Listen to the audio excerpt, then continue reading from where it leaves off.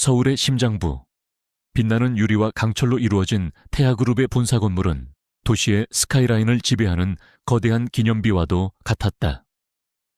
가장 높은 층, 도시 전체를 발 아래에 둔 듯한 회장실에서 강민준 회장은 두꺼운 가죽 의자에 몸을 깊숙이 묻은 채 책상 위에 놓인 얇은 서류 파일을 말없이 내려다보고 있었다. 파일 표지에는 한서연이라는 이름 3글자가 단정한 글씨체로 적혀 있었다. 그의 유일한 핏줄, 그룹의 후계자인 손자 강지훈이 심장을 내주었다고 말하는 여자의 이름이었다. 강민준의 눈빛은 서류 위에 인쇄된 텍스트를 훑었지만 그의 생각은 이미 다른 곳을 향하고 있었다. 평범한 가정, 평범한 대학, 태아그룹 재무 분석팀의 과장이라는 평범한 이력. 그의 눈에는 이 모든 것이 의도적으로 꾸며진 평범함으로 보였다.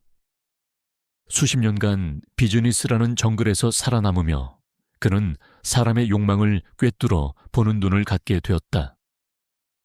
그리고 한소연이라는 여자의 이력서에서는 어쩐지 잘 닦인 가면에 냄새가 났다. 사랑이라고. 그가 나지막이 읊조렸다. 지우는 진심으로 사랑에 빠진 젊은이의 얼굴을 하고 있었다. 세상의 모든 것을 다 가진 아이. 그 아이가 처음으로 무언가를 간절히 원했다. 하지만 강민준에게 사랑은 때로 가장 교묘한 거래의 다른 이름일 뿐이었다. 태아그룹이라는 거대한 제국. 그 제국의 왕좌를 노리는 자들은 언제나 존재했다. 그들은 때로는 적의 얼굴로, 때로는 가장 사랑스러운 연인의 얼굴로 다가왔다. 그는 인터컴 버튼을 눌렀다. 김 비서, 들어오게. 곧이어 반백의 머리를 단정하게 빗어 넘긴 중년의 남자가 소리 없이 들어와 그의 앞에 섰다. 김 비서는 강민준이 작은 무역회사로 사업을 시작했을 때부터 함께한 그의 수족이자 유일하게 속내를 털어놓는 상대였다. 회장님, 부르셨습니까? 강민준은 서류 파일을 손가락으로 툭툭 두드리며 말했다. 이 여자에 대해 어떻게 생각하나? 김 비서는 잠시 서류를 내려다본 후 조심스럽게 입을 열었다. 배경 조사는 마쳤습니다. 특별한 흠은 발견되지 않았습니다. 강지훈 본부장님과는 대학 시절 봉사활동에서 만났다고 합니다. 조용하고 성실한 성격으로 부서 내에서도 평판이 좋은 편입니다. 평판이라 돈으로 살 수 없는 건 없지. 강민준의 목소리에는 냉소가 묻어났다. 나는 내 눈으로 직접 확인해야겠네. 사냥꾼의 눈을 가진 여자인지 아니면 정말 내 손자가 말하는 것처럼 순수한 사람인지. 김 비서의 얼굴에 당혹감이 스쳤다. 직접 말씀이십니까? 강민준은 의자에서 몸을 일으켜 통유리 창가로 걸어갔다. 그의 시선은 발 아래 펼쳐진 도시의 불빛을 향했다. 수많은 욕망이 뒤엉켜 빛나는 저 도시에서 그는 평생을 싸워왔다. 내가 잠시 자리를 비워야겠네. 건강상의 이유로 요양을 떠난다고 알려. 대외적인 업무는 최진석 부회장에게 맡기고 내부 결제는 자네를 통해서 내게 직접 보고하도록.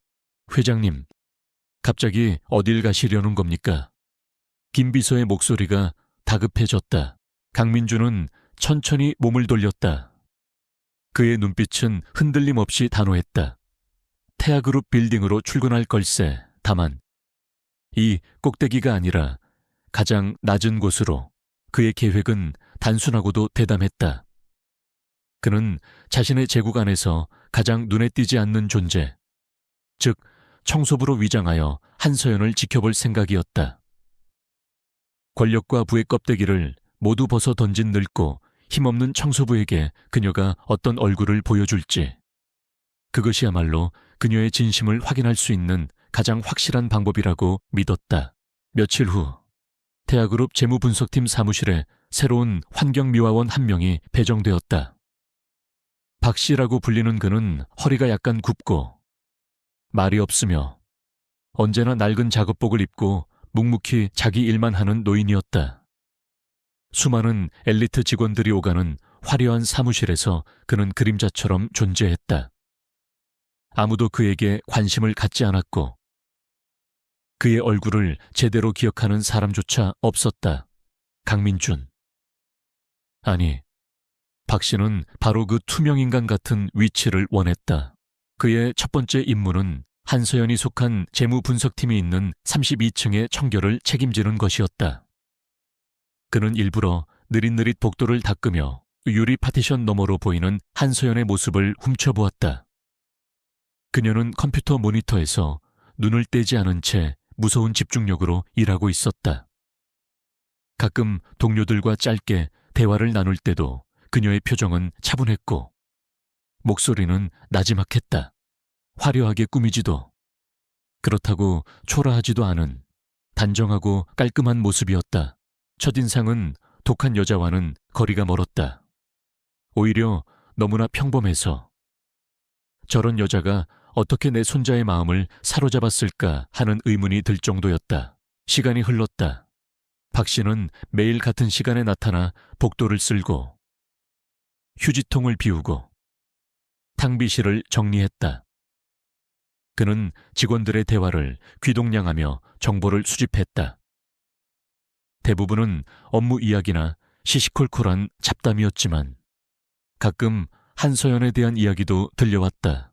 한 과장님, 정말 대단하지 않아 이번 분기 보고서 혼자서 거의 다 마무리한 거래. 독하긴 하지. 일 외에는 아무 것에도 관심 없는 사람 같아. 그래도 불의를 보면 못 참는 성격이야. 지난번에 박 부장이 신입사원한테 부당하게 소리치는 거 보고 조용히 가서 할 말 다 하더라. 박 씨, 즉 강민주는 그 모든 평가들을 머릿속에 조용히 새겼다. 그가 본 한서연은 확실히 일에 있어서는 완벽주의자였다.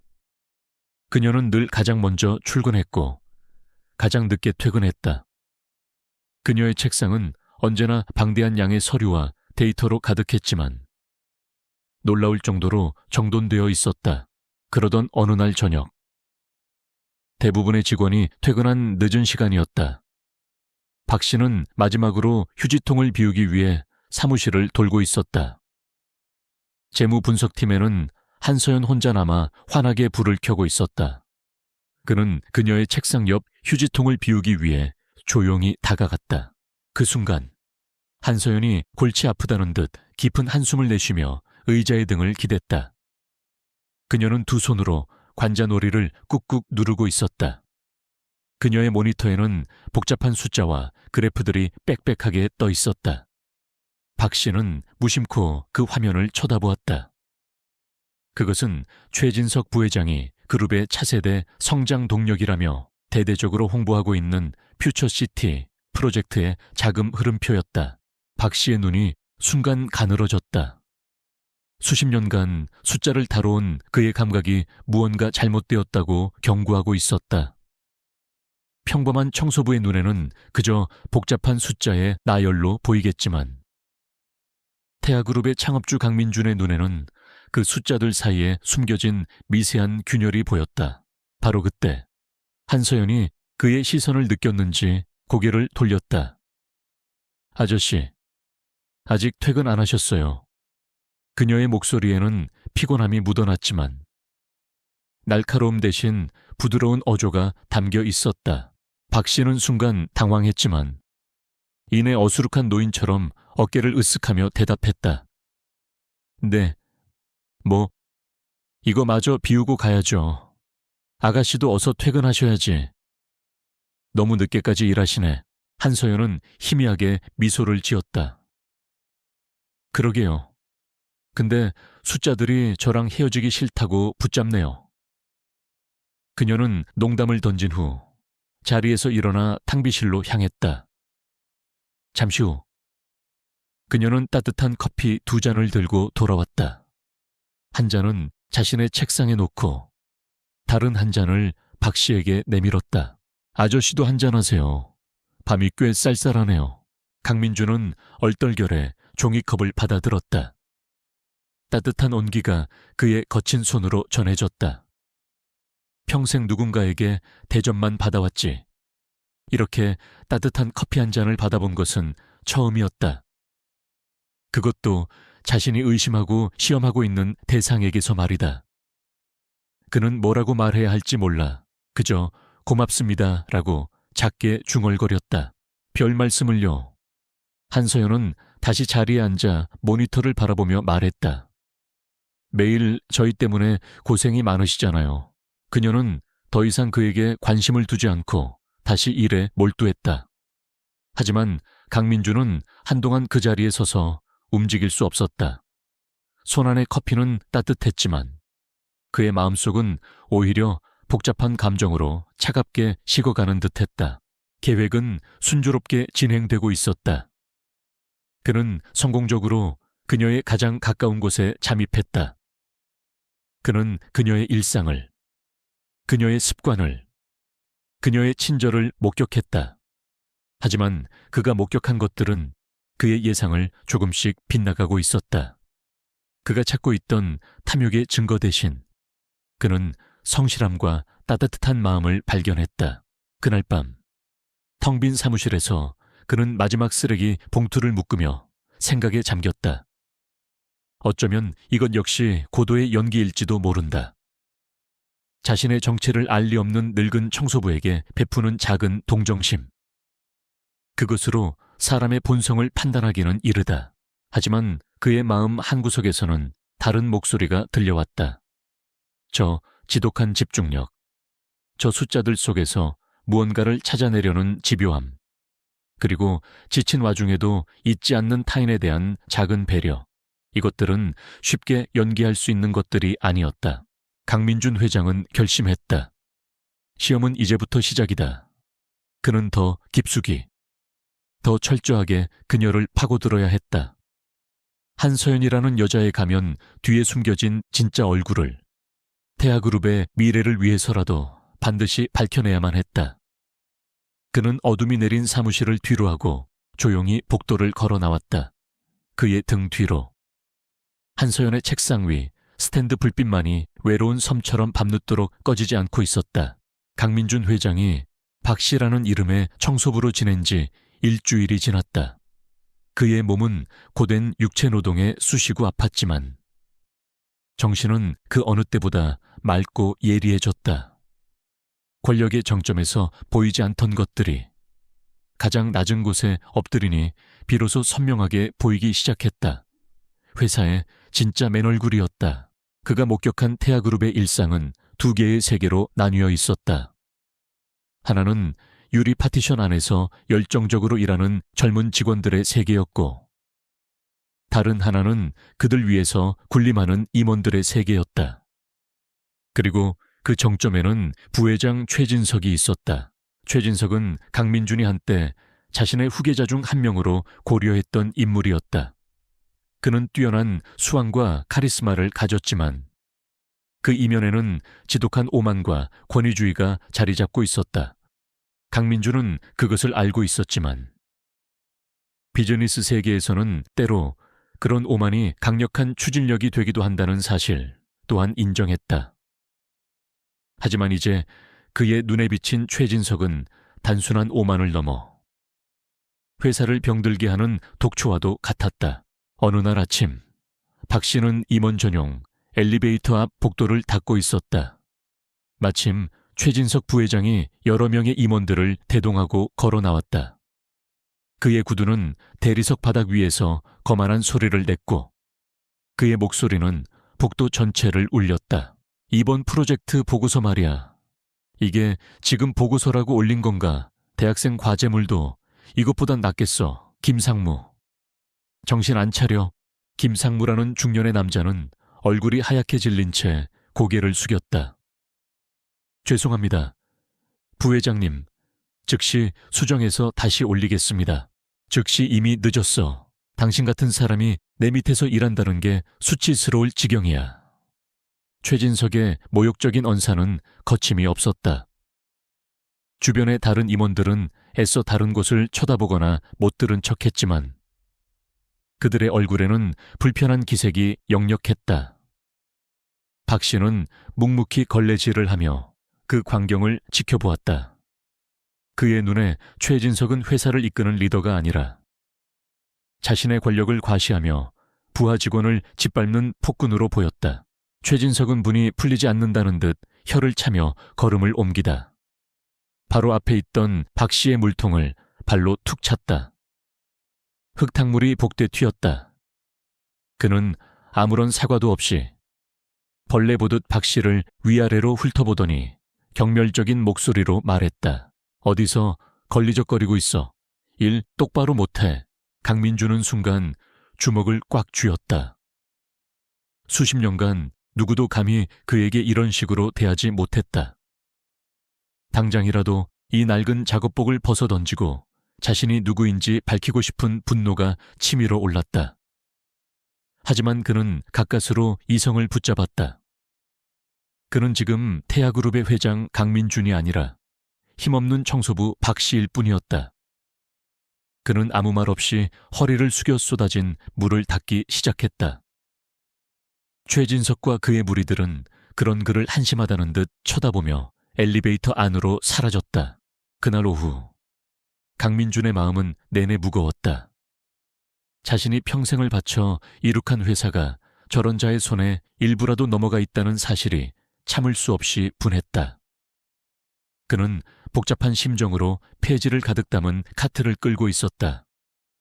카트는 낡고 삐걱거렸으며 그의 힘만으로는 언덕진 복도를 올라가기가 버거웠다. 바로 그때였다.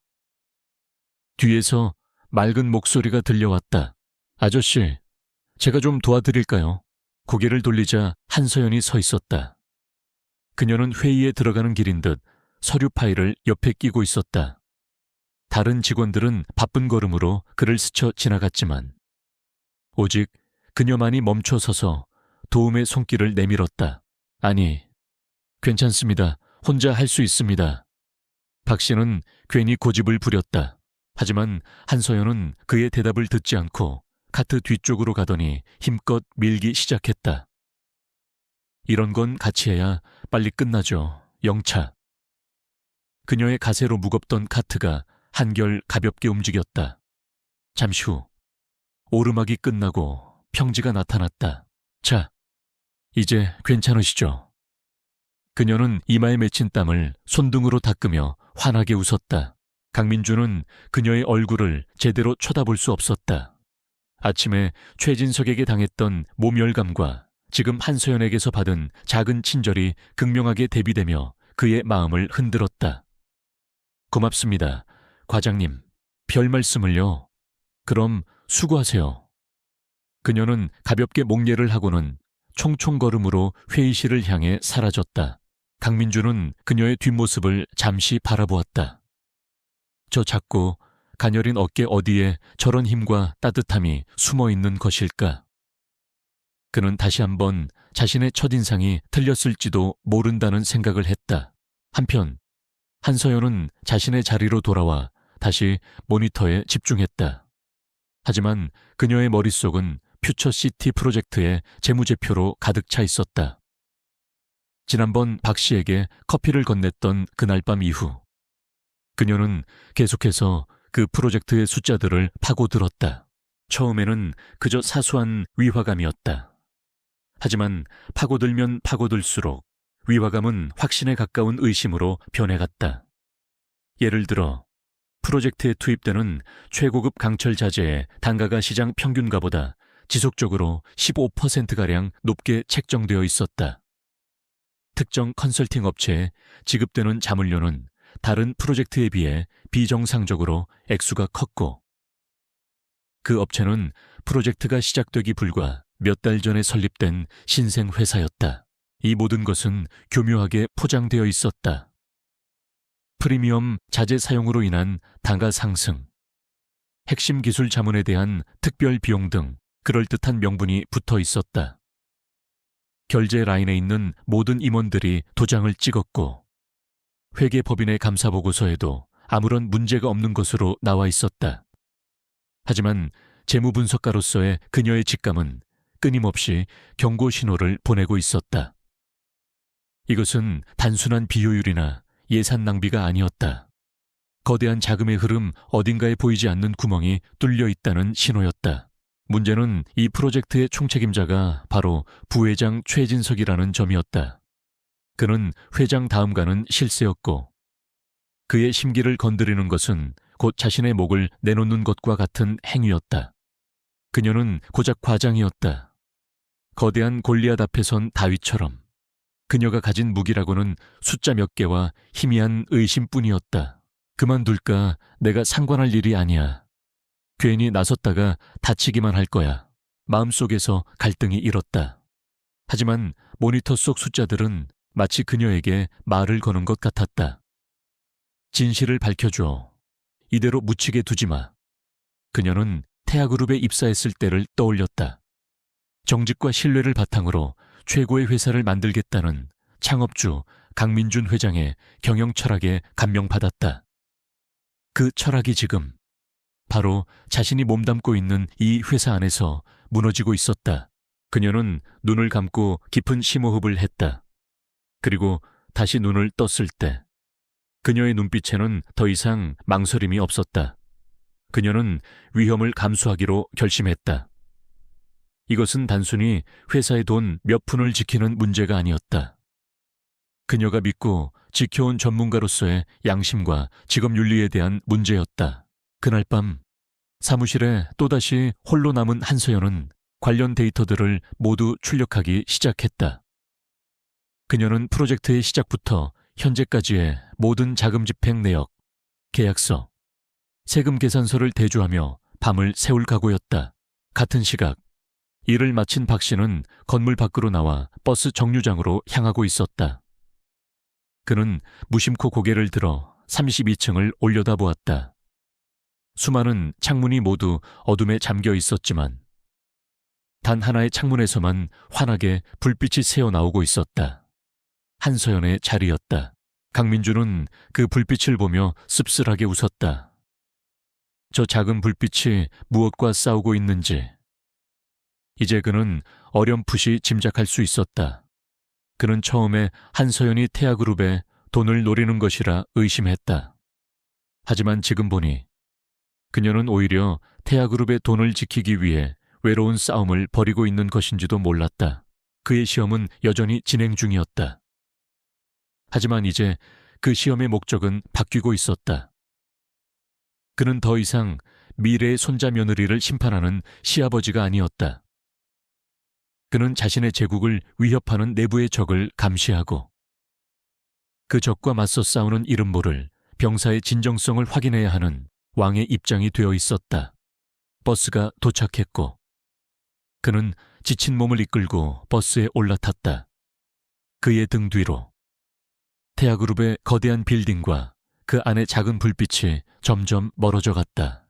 밤의 장막이 태아그룹 빌딩을 집어삼키고 수백 개의 창문이 하나둘씩 어둠 속으로 스며들었다.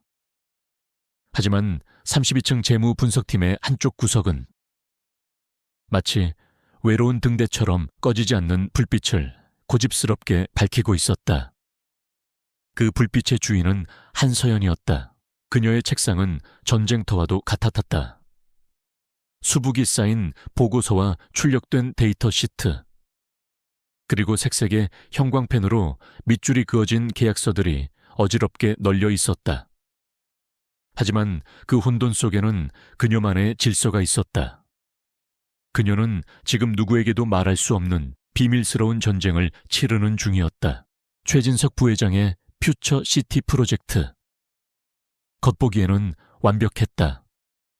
모든 서류는 흠잡을 데 없었고 모든 숫자는 제자리에 있는 것처럼 보였다. 하지만 그녀는 알았다. 가장 완벽하게 위장된 거짓말일수록 그 균열은 아주 미세한 곳에 숨어 있다는 것을.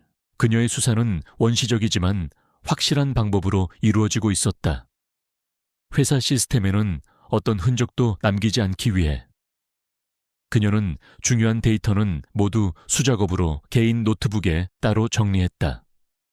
수백 개에 달하는 하청업체들의 사업자 등록번호를 일일이 국세청 데이터베이스와 대조했고 계약서에 명시된 법무법인들의 실제 존재 여부를 확인했다.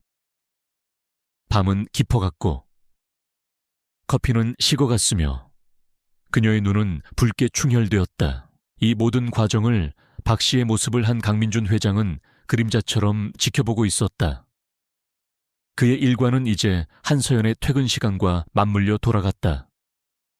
그는 일부러 32층의 청소를 가장 마지막 순서로 미루었다. 그리고는 탕비실을 정리하는 척, 복도 끝을 닦는 척하며 그녀의 모습을 관찰했다. 그는 보았다. 저녁 식사도 걸은 채 샌드위치로 끼니를 때우는 모습, 풀리지 않는 문제 앞에서 머리를 쥐어뜯으며 괴로워하는 모습, 그리고 마침내 작은 단서라도 발견했을 때 안도의 한숨과 함께 희미하게 미소 짓는 모습을 강민주는 수십 년간 수많은 사람들을 봐왔다. 충성스러운 부하, 교활한 경쟁자, 야심에 찬 정치인들. 하지만 그는 한서연과 같은 종류의 사람을 본 기억이 없었다. 그녀의 집요함 속에는 돈이나 권력을 향한 욕망이 보이지 않았다. 그것은 마치 복잡하게 엉킨 실타래의 첫 가닥을 찾아내려는 장인의 집념과도 같았다. 진실 그 자체를 향한 순수한 갈망이었다. 대체 무엇을 위해 저렇게까지 하는 거지? 그의 머릿속에서 처음의 의심은 점차 다른 종류의 질문으로 바뀌어가고 있었다. 만약 그녀가 정말 돈을 노리는 여자라면 조용히 강지훈의 곁을 지키며 호의호식할 기회를 엿보는 것이 훨씬 현명한 처사일 터였다. 이렇게 위험하게 부회장 최진석의 심기를 건드리는 것은 자살 행위나 다름없었다. 어느 날 밤, 박 씨는 평소처럼 한서연의 책상 옆 휴지통을 비우고 있었다. 구겨진 A4 용지들이 가득했다. 무심코 그 종이들을 내려다보던 그의 눈이 한 곳에 멈췄다. 종이 위에는 여러 개의 회사 이름과 주소, 그리고 그 관계를 나타내는 복잡한 화살표들이 그려져 있었다. 마치 거대한 거미줄의 설계도 같았다. 그는 본능적으로 이것이 퓨처시티 프로젝트와 관련된 것임을 직감했다. 그 순간 한서연이 자리에서 일어나 기지개를 켰다. 허리야. 그녀는 지친 기색이 역력했지만 눈빛만은 형형하게 빛나고 있었다. 박 씨는 서둘러 휴지통을 비우고 다른 곳으로 향했다. 하지만 그의 머릿속은 방금 본 거미줄의 이미지로 가득 찼다. 그는 자판기에서 따뜻한 두유 한 캔을 뽑았다. 그리고는 다시 32층으로 돌아왔다. 한서연은 잠시 자리를 비운 상태였다. 그는 아무도 없는 것을 확인하고 그녀의 책상 한쪽 구석에 조심스럽게 두유캔을 내려놓았다. 아무런 메모도 남기지 않았다. 그저 묵묵히 일하는 늙은 청소부의 작은 성에. 그 이상도 이하도 아닌 것처럼 잠시 후 자리로 돌아온 한서연은 책상 위에 놓인 두유캔을 발견하고는 의아한 표정을 지었다. 그녀는 주위를 둘러보았지만 사무실은 텅 비어 있었다. 그녀는 작게 고개를 갸웃거리더니 이내 피식 웃으며 따뜻한 캔을 두 손으로 감쌌다.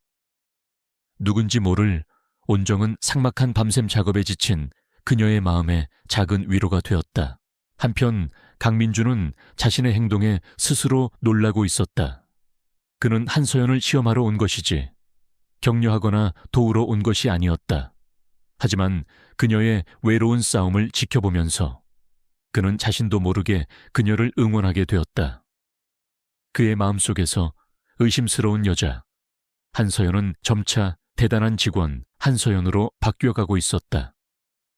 손자의 연인이라는 타이틀을 떠나 태아그룹의 일원으로서 그녀는 존중받아 마땅했다. 그의 생각은 자연스럽게 최진석에게로 향했다. 만약 한서연의 의심이 사실이라면 최진석은 그의 등 뒤에서 거대한 부패의 성을 쌓고 있었다는 뜻이 된다. 자신이 평생을 바쳐 지켜온 회사의 기둥을 좀먹고 있었다는 것이다. 분노가 치밀었다. 동시에 이 모든 것을 밝혀낼 수 있는 유일한 열쇠가 지금 저 작은 어깨에 달려 있다는 사실에 아이러니를 느꼈다. 시간이 흐르고 한서연의 조사는 마침내 첫 번째 돌파구를 맞이했다. 그녀는 퓨처시티 프로젝트에 자문 용역을 제공하는 5개의 신생 컨설팅 회사에 주목했다. 서류상으로는 아무런 관계가 없는 별개의 회사들이었지만 이상하게도 계약 체결 시기와 대금 지급 방식이 거의 동일했다. 그녀는 끈질기게 파고들어 각 회사의 법인 등기부등본을 열람했다. 그리고 마침내 결정적인 단서를 찾아냈다. 5개 회사의 주소지가 모두 달랐지만 그 주소들은 모두 한 사람이 운영하는 비상주 공유 오피스의 주소였다. 즉, 실제 사무실은 존재하지 않는 서류상의 회사. 페이퍼 컴퍼니일 가능성이 매우 높았다. 심장이 세차게 뛰기 시작했다. 이것은 단순한 의심을 넘어선 구체적인 증거였다. 5개의 페이퍼 컴퍼니에 지급된 자문료만 합쳐도 수백억 원에 달했다. 그 돈은 과연 어디로 흘러 들어갔을까? 답은 명확해 보였다. 그녀는 떨리는 손으로 마우스를 움직여 그 공유 오피스의 대표자 이름을 검색했다. 검색 결과가 화면에 나타나는 순간 그녀는 숨을 멈췄다. 공유 오피스의 대표는 최진석 부회장의 처남이었다. 모든 조각들이 맞춰졌다. 거대한 사기극의 윤곽이 드러나는 순간이었다. 최진석은 자신의 처남을 내세워 유령 회사를 차린 뒤 자신이 총괄하는 프로젝트의 자금을 합법적인 용역비로 위장하여 빼돌리고 있었던 것이다. 가핫다. 한서연은 자신도 모르게 나지막이 중얼거렸다. 길고 어두운 터널의 끝에서 마침내 한 줄기 빛을 발견한 기분이었다. 하지만 기쁨도 잠시, 곧이어 거대한 두려움이 그녀를 덮쳐왔다. 그녀가 발견한 것은 회사를 구할 수도 있지만 동시에 그녀 자신을 파멸시킬 수도 있는 위험한 진실이었다. 이제 그녀는 이 판도라의 상자를 어떻게 열어야 할지 결정해야만 했다. 그날 밤 강민주는 마지막으로 쓰레기 봉투를 들고 나오며 32층을 올려다보았다. 한서연의 사무실 불은 여전히 꺼지지 않고 있었다. 하지만 그는 알 수 있었다. 오늘 밤의 저 불빛은 이전과는 무언가 다르다는 것을, 마치 폭풍 전야의 고요함처럼 무겁고 긴장된 에너지가 느껴졌다. 그의 마음속에 있던 한서연에 대한 편견은 이제 눈 녹듯이 사라져 있었다. 그 자리에는 오히려 존경심과 일종의 부채감마저 싹트고 있었다. 자신이 진작에 알아채고 처리했어야 할 회사의 암적인 존재를 저 젊은 직원이 자신의 모든 것을 걸고 파헤치고 있었다. 그는 더 이상 시험을 계속할 의미가 없다고 생각했다. 이제 그는 방관자가 아니라 조력자가 되어야 할지도 모른다. 그의 고독한 시험은 예기치 못한 방향으로 흘러가며 거대한 폭풍의 서막을 열고 있었다. 최진석 부회장의 집무실은 그의 야심만큼이나 화려하고 위압적이었다. 도시의 정형이 한눈에 들어오는 통유리창 앞에 서서 그는 값비싼 시가 연기를 깊게 빨아들였다. 그의 앞에는 그의 충실한 신복이자 기획조정실장인 박상무가 고개를 숙인 채 서 있었다. 그래서 퓨처 시티 프로젝트의 데이터에 비정상적인 접근 기록이 있었다. 이 말인가 최진석의 목소리는 낮고 차가웠지만 그 안에는 날카로운 칼날이 숨어 있었다. 네 부회장님, 지난 2주간 재무분석팀 소속 IP에서 관련 데이터 서버에 심야 시간대에 수십 차례 접근한 기록을 확인했습니다. 박상무가 식은땀을 흘리며 보고했다. 재무분석팀 누구지? 한서연 과장입니다. 강지훈 본부장의 박상무가 말을 끝맺기도 전에 최진석의 입가에 비릿한 미소가 번졌다. 호, 그 계집애로군. 감히 내 정원에 발을 들여놔. 그는 시가를 재떨이에 비벼끄며 말했다. 쥐새끼는 구멍에서 나오기 전에 잡아야 하는 법이야. 더러운 흔적을 남기기 전에. 최진석은 처음부터 한서연이 눈엣가시였다. 강지훈의 옆자리를 꿰차고 앉아 호시탐탐 태아그룹의 안주인 자리를 노리는 배경도 없는 여자. 그는 그런 부류의 인간들을 혐오했다. 그런데 이제 그 여자가 자신의 가장 은밀한 돈줄에까지 코를 들이밀고 있었다. 더 이상 좌시할 수 없었다. 박상무. 네, 부회장님. 그 똑똑한 과장님에게 선물을 하나 주지. 다시는 남의 밥그릇에 함부로 숟가락을 얹지 못하도록. 아주 특별한 선물로. 최진석의 눈이 번뜩였다. 그의 머릿속에서 잔인하고 정교한 함정이 순식간에 설계되었다. 며칠 후 태아그룹 재무팀은 발칵 뒤집혔다. 분기 실적 마감을 앞두고 전사 재무통합 시스템에서 원인을 알 수 없는 오류가 발생하여 약 50억 원의 자금 차이가 발생한 것이다. 50억은 태아그룹 전체 규모로 보면 큰 돈이 아닐 수도 있었지만 회계 장부상에 단 1원의 오차도 용납되지 않는 재무팀에게는 재앙과도 같은 일이었다. 비상대책팀이 꾸려졌고 내부 감사팀이 즉시 조사에 착수했다. 문제의 발단은 퓨처시티 프로젝트 관련 비용을 통합 시스템에 연동하는 과정에서 발생한 데이터 손실로 밝혀졌다. 그리고 감사팀이 제출한 시스템 로그 기록은 단 한 사람을 범인으로 지목하고 있었다. 바로 그 데이터 연동 작업의 최종 검토 책임자였던 한서연 과장이었다. 한서연 과장, 이게 어떻게 된 겁니까? 로그 기록을 보면 한 과장이 최종 승인을 하기 직전 데이터 패킷 일부가 손상된 것으로 나옵니다. 기본적인 교차 검증도 하지 않은 겁니까? 회의실의 공기는 얼음장처럼 차가웠다. 감사팀장과 재무팀장, 그리고 박상무까지 참석한 자리에서 한서연은 모든 비난의 화살을 한 몸에 받고 있었다. 그녀의 직속상관인 부장은 그녀를 쳐다보지도 못한 채 안절부절 못하고 있었다. 한 과장, 자네 정말 왜 그랬나? 평소답지 않게 한서연은 굳은 얼굴로 입을 열었다. 그녀의 목소리는 떨리지 않았다. 저는 분명히 최종 승인 전에 3차례에 걸쳐 교차 검증을 마쳤습니다. 제가 검토했을 당시에는 아무런 문제가 없었습니다. 감사팀장이 코웃음을 쳤다. 그 말을 믿으라는 겁니까? 시스템은 거짓말을 하지 않습니다. 한 과장, 당신의 과실로 회사에 50억의 손실이 발생했고 분기보고서 전체의 신뢰도가 무너졌습니다. 이건 해고 사유로도 충분해요. 박상무가 점잖은 척 끼어들었다. 진정들 하시죠. 한 과장이 일부러 그랬을 리는 없을 겁니다. 하지만 결과적으로 중대한 과실을 저지른 것은 사실이니 그에 상응하는 책임은 져야 하지 않겠습니까? 그의 말은 위로하는 척했지만 내용은 그녀를 벼랑 끝으로 미는 칼날이었다. 한서연은 그들의 얼굴을 차례로 훑어보았다.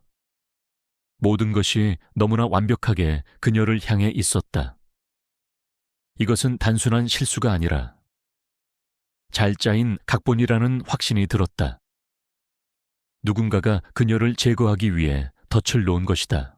그녀는 숨을 깊게 들이마시고 결연한 눈빛으로 말했다.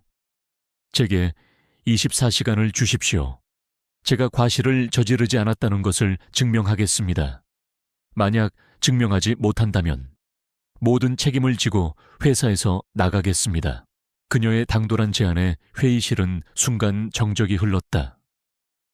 박상무는 잠시 최진석의 얼굴을 떠올렸지만 이내 인심 쓰는 척 고개를 끄덕였다. 어차피 증명할 수 있을 리 없었다. 좋습니다. 하지만 명심해요. 24시간 후에도 변하는 게 없다면 결과는 달라지지 않을 겁니다.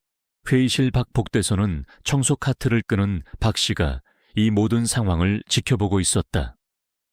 그는 굳은 얼굴로 회의실 문을 노려보는 한서연의 작은 뒷모습을 보았다. 그의 가슴속에서 뜨거운 분노가 끓어올랐다. 최진석, 그 교활한 뱀 같은 놈이 마침내 꼬리를 드러낸 것이다. 그는 당장이라도 달려가 모든 것을 뒤엎고 싶었지만 지금은 때가 아니었다. 그는 한서연이 이 위기를 스스로 어떻게 헤쳐나가는지 지켜보기로 했다. 이것 또한 그녀에게 주어진 가장 혹독한 시험이었다. 한서연은 자신의 자리로 돌아왔다. 동료들의 동정과 의심이 섞인 시선이 등 뒤에 따갑게 박혔다. 하지만 그녀는 아랑곳하지 않았다. 그녀에게는 시간이 없었다. 그녀는 컴퓨터에 앉아 마치 미친 사람처럼 키보드를 두드리기 시작했다. 그녀는 무엇이 잘못되었는지가 아니라 어떻게 잘못되었는지를 파고들었다. 그녀는 문제에 손상된 데이터 패킷을 분석했다. 그리고 마침내 이상한 점을 발견했다. 데이터가 손상된 방식이 일반적인 시스템 충돌이나 전송 오류로 발생하는 패턴과 달랐다. 그것은 마치 외과 의사가 수술하듯 특정 데이터 영역만을 정교하게 도려낸 듯한 흔적이었다. 이것은 고의적인 데이터 변조의 증거였다. 그녀는 추적을 계속했다. 데이터 패킷의 타임스탬프와 서버 라우팅 기록을 역추적했다. 그리고 결정적인 증거를 찾아냈다. 문제의 데이터 패킷이 시스템에 마지막으로 접근한 IP 주소는 그녀의 사무실 컴퓨터가 아니었다. 그것은 일반 직원들은 접근 권한조차 없는 임원 전용 데이터 센터의 서버 관리실 내부 터미널이었다. 심장이 다시 뛰기 시작했다. 그녀는 즉시 서버 관리실에 출입 기록을 요청했다. 감사팀은 마지못해 암호화된 기록 파일을 넘겨주었다. 그녀가 파일을 여는 순간 그녀는 쓴웃음을 지었다. 예상대로였다. 문제의 그 시간대 서버 관리실의 출입 기록 로그 파일이 시스템 오류를 이유로 손상되어 있었다.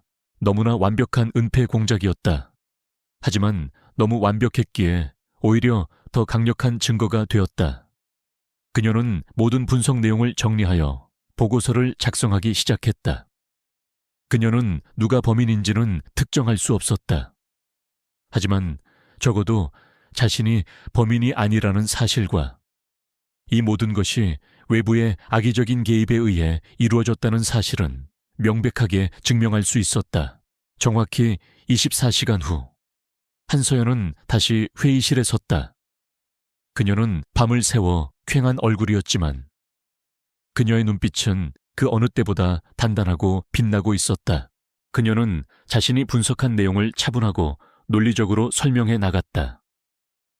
데이터 변조의 흔적, 외부 IP의 접근 기록, 그리고 결정적으로 손상된 서버 관리실의 출입 기록까지. 그녀의 브리핑이 계속될수록 감사팀장과 재무팀장의 얼굴은 놀라움으로 변해갔고 박상무의 얼굴은 미세하게 굳어졌다. 결론적으로 이번 사태는 제 과실이 아닌 신원불명의 외부 세력에 의한 고의적인 시스템 공격입니다.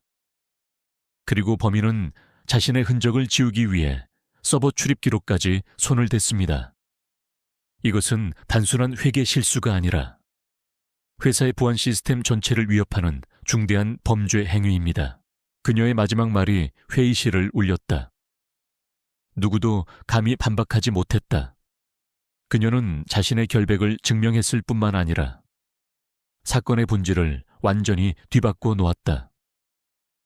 그녀는 더 이상 가해자가 아니라 이 거대한 음모의 첫 번째 피해자이자 목격자였다. 박상무는 애써 태연한 척했지만 그의 눈빛은 흔들리고 있었다. 한낱 과장급 여직원이라고 얕보았던 상대에게 제대로 허를 찔린 것이다. 회의가 끝나고 한서연은 지친 몸을 이끌고 자리로 돌아왔다. 위기는 넘겼지만 마음은 조금도 편치 않았다. 이제 그녀는 확신했다. 자신은 보이지 않는 거대한 적과 싸우고 있다는 것을. 그 적은 그녀가 진실에 다가서는 것을 막기 위해서라면 어떤 수단과 방법도 가리지 않을 것이다. 싸움은 이제 막 시작되었을 뿐이었다. 그녀는 창밖을 보았다. 어느새 어둠이 내리고 있었다. 하지만 그녀는 더 이상 그 어둠이 두렵지 않았다. 함정에서 벗어난 한서연의 사무실 내 입지는 미묘하게 변해 있었다. 동료들은 더 이상 그녀를 평범한 과장으로 대하지 않았다. 어떤 이들은 그녀의 능력과 대담함에 경외심을 표했고, 또 다른 이들은 그녀가 휘말린 보이지 않는 권력 다툼을 두려워하며 슬금슬금 그녀를 피했다. 그녀는 무죄를 증명했지만 그 대가로 고립이라는 투명한 벽에 갇히게 되었다. 하지만 한서연은 개의치 않았다. 그녀의 시선은 이미 더 높은 곳, 더 깊은 어둠을 향하고 있었다. 최진석 부회장의 방역은 그녀에게 두려움이 아닌 확신을 심어주었다. 그가 그녀를 제거하려 했다는 것은 역설적으로 그녀의 조사가 올바른 방향으로 가고 있다는 가장 확실한 증거였다. 이제 그녀는 망설일 필요가 없었다. 하지만 그녀의 앞에는 거대한 벽이 가로막고 있었다. 시스템 공격 사건 이후 회사의 모든 보안 프로토콜은 극도로 강화되었다.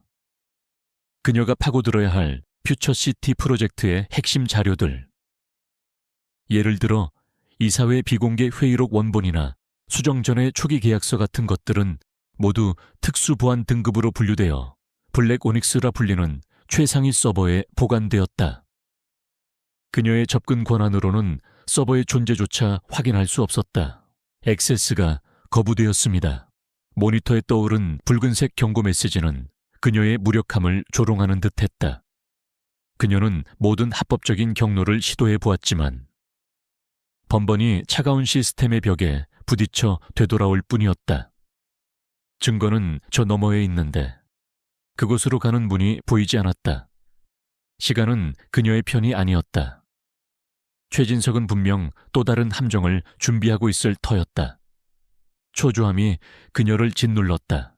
이 모든 상황을 청소부 박 씨는 가장 가까이에서 지켜보고 있었다. 그는 한서연의 얼굴에 드리워진 깊은 수심과 밤늦도록 모니터 앞에서 좌절하는 그녀의 모습을 보며 복잡한 감정에 휩싸였다. 강민준 회장은 평생 동안 스스로 문제를 해결해 온 사람이었다. 그는 누군가의 싸움에 끼어드는 것을 좋아하지 않았고, 특히 자신이 만든 시험대의 멋대로 개입하는 것은 그의 방식이 아니었다. 그의 계획은 오직 관찰하고 평가하고 심판하는 것이었다. 하지만 지금 그의 눈앞에 펼쳐진 광경은 단순한 시험이 아니었다. 그것은 다윗과 골리앗의 싸움이었다. 그리고 골리앗은 비겁한 반칙을 일삼고 있었고 다윗은 돌팔매를 던질 기회조차 얻지 못하고 있었다. 이대로 방관하는 것은 정의로운 심판관의 태도가 아니라 비겁한 방관자의 태도일 뿐이었다. 내가 나서야 하는가? 그는 탕비실 구석에서 걸레를 빨며 스스로에게 물었다. 나서는 순간 모든 것이 틀어질 수 있었다. 그의 정체가 탄로날 위험은 물론이고 한서연을 더 큰 위험에 빠뜨릴 수도 있었다. 최진석은 이미 그녀를 주시하고 있었다. 그런 그녀에게 자신이 도움을 준 흔적이라도 남는다면 그것은 그녀에게 치명적인 독이 될 수 있었다. 하지만 나서지 않는다면 결과는 뻔했다. 한서연은 결국 지쳐 쓰러지거나 최진석의 다음 함정에 걸려들어 회사에서 쫓겨날 것이다. 그리고 퓨처시티의 비리는 영원히 어둠 속에 묻히고 최진석의 야욕은 태아그룹을 더욱 깊은 수렁으로 끌고 갈 것이다. 강민주는 결단을 내려야 했다. 그는 평생을 비즈니스라는 전쟁터에서 살아남은 승부사였다. 그리고 승부사는 때로 계산된 위험을 감수해야 한다는 것을 알고 있었다. 그는 직접 무기를 쥐어주는 대신 그녀 스스로 문을 열 수 있는 열쇠를 건네주기로 마음먹었다. 이것은 시험의 연장이었다. 그녀가 과연 그 열쇠를 사용할 용기와 지혜를 가졌는지 확인하는 마지막 시험. 그날 밤도 어김없이 한서연은 사무실에 홀로 남아있었다. 박 씨는 일부러 가장 늦은 시간에 청소 카트를 끌고 32층에 나타났다. 그의 손에는 평소와 다름없이 낡은 빗자루와 쓰레받기가 들려 있었지만 그의 작업복 안주머니에는 태아그룹의 모든 문을 열 수 있는 만능 열쇠, 그의 비서실장만이 소지하는 최고 등급의 블랙보안 카드가 숨겨져 있었다. 그는 사무실 복도를 천천히 청소하며 기회를 엿보았다. 그의 머릿속에는 이 건물의 모든 CCTV 위치와 사각지대가 완벽하게 입력되어 있었다. 마침내 한서연이 잠시 머리를 식히려는지 자리에서 일어나 창가로 걸어갔다. 바로 지금이었다. 박 씨는 청소 카트를 끌고 그녀의 책상 옆을 지나는 척했다. 그리고 CCTV가 반대 방향으로 회전하는 바로 그 2초의 찰나, 그는 발을 헛디딘 것처럼 과장되게 비틀거리며 카트를 그녀의 책상에 살짝 부딪혔다. 아이고, 그가 내지른 나지막한 신음과 함께 카트 위에 있던 청소도구 몇 개가 요란한 소리를 내며 바닥에 떨어졌다. 한서연이 놀라 뒤를 돌아보았다. 아저씨, 괜찮으세요? 괜찮습니다. 괜찮고 말고 늙어서 다리에 힘이 없어서 박 씨는 일부러 허리를 숙여 바닥에 떨어진 물건들을 허둥지둥 주워 담는 연기를 했다. 그리고 그 짧은 순간 그는 안주머니에 있던 블랙카드를 꺼내 아무도 눈치채지 못하게 그녀의 책상 아래 가장 깊숙한 곳, 전선들이 복잡하게 얽혀있는 어두운 구석으로 툭 떨어뜨렸다. 모든 것은 순식간에 일어났다. 그는 떨어진 물건들을 모두 주워 담고는 아무 일도 없었다는 듯 한서연에게 멋쩍게 웃어 보였다. 소란 피워서 미안합니다. 과장님, 아니에요. 다치신 데는 없으세요?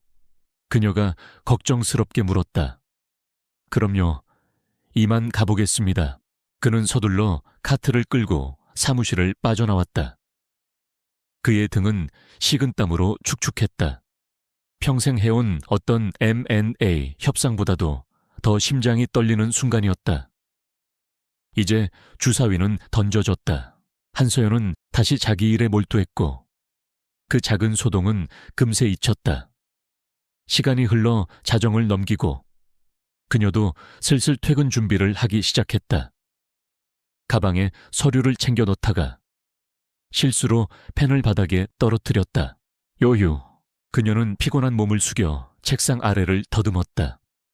손끝에 펜촉이 닿는 순간 차갑고 딱딱한 플라스틱 조각이 함께 만져졌다. 의아하게 생각하며 그것을 집어든 그녀의 눈이 커졌다. 손바닥 위에 놓인 것은 아무런 로고나 이름도 새겨져 있지 않은 매끈한 검은색 카드였다. 일반 사원증과는 확연히 달랐다. 그녀는 순간적으로 이것이 무엇인지 직감했다. 회사 내에서 극소수의 최고위 임원들만이 사용한다는, 모든 보안구역을 제약 없이 통과할 수 있는 비인가 마스터키. 누가 왜 그녀의 머릿속이 빠르게 회전했다. 아까 청소부 아저씨가 넘어졌을 때 떨어진 것일까? 하지만 평범한 청소부가 이런 카드를 가지고 있을 리 만무했다. 그렇다면 이것은 함정인가? 누군가 일부러 이것을 내게 주고 내가 사용하는 순간 불법 행위로 올가매려는 속셈인가? 아니면 그녀는 자신도 모르게 얼마 전 책상 위에 놓여있던 따뜻한 두유캔을 떠올렸다. 자신을 지켜보고 있는 익명의 조력자가 보내는 신호일까? 한서연은 카드를 손에 쥔 채 자리에서 일어났다. 사무실은 숨막히는 정적에 휩싸여 있었고 벽에 걸린 CCTV에 작은 붉은 램프만이 그녀를 무심하게 내려다보고 있었다. 이 카드를 사용하는 것은 돌이킬 수 없는 강을 건너는 것과 같았다. 잡히는 순간 그녀의 모든 것은 끝장이다. 하지만 이 카드를 사용하지 않으면 진실은 영원히 저 검은 서버 속에 잠들어 있을 것이다. 두려움과 유혹이 그녀의 마음속에서 격렬하게 충돌했다. 그녀는 한참 동안 그 자리에 서서 손안의 카드를 내려다보았다. 그것은 단순한 플라스틱 조각이 아니었다. 그것은 그녀의 신념과 미래를 건 위험한 도박의 초대장이었다. 건물 밖 어두운 차 안에서 강민주는 자신의 개인 휴대폰으로 32층 사무실의 CCTV 영상을 실시간으로 보고 있었다. 그는 한서연이 카드를 발견하고 고뇌하는 모습을 숨죽인 채 지켜보았다. 그의 위험한 도박은 이제 전적으로 그녀의 손에 달려 있었다. 과연 그녀는 어떤 선택을 할 것인가? 그의 마른 입술이 바짝 타들어갔다. 한서연은 손에 쥔 검은 카드를 내려다보았다. 차가운 플라스틱의 감촉이 그녀의 떨리는 신경을 타고 온몸으로 퍼져나갔다. 함정일까? 아니면 기회일까? 그녀의 이성은 경고를 보냈지만 가슴속 깊은 곳에서는 다른 목소리가 들려왔다. 이것이 마지막 기회야. 그녀는 눈을 감고 크게 심호흡했다. 그리고 다시 눈을 떴을 때 그녀의 눈빛에는 더 이상 망설임이 없었다. 그녀는 도박을 하기로 결심했다. 아무도 없는 사무실을 빠져나온 그녀는 비상계단을 이용해 지하로 향했다. 엘리베이터는 기록이 남았다. 한 걸음 한 걸음. 차가운 콘크리트 계단을 내려가는 자신의 발소리가 심장소리처럼 크게 울렸다. 지하 4층. 태아그룹의 모든 비밀이 잠들어 있는 곳. 블랙오닉스 서버실이 위치한 층이었다. 철저하게 통제된 구역은 싸늘한 공기로 가득했다.